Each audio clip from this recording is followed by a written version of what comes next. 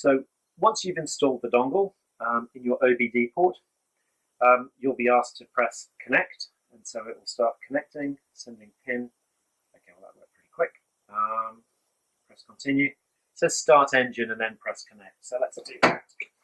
You can see my dongle just down there, and the ray just here. I'll just angle it towards the camera so it's a little bit more obvious.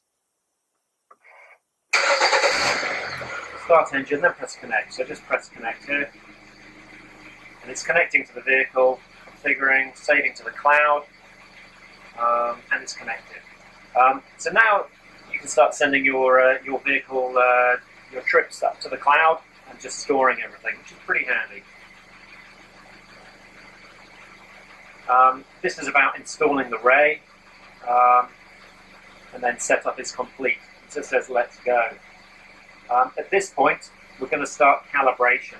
So you may be able to see here that we've got the whole bar, the whole ray is white.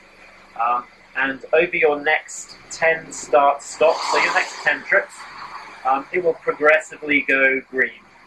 And then when all the bars have gone green, and you can see it on your app as well, dismiss.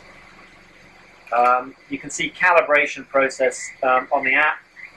When all those little circles have gone green, then you're calibrated, and we know the position of the ray. We can make accurate assessments on your fuel and your journeys, and you'll start seeing scores as well. Until then, you'll see all the scores. The acceleration and braking scores will be 0,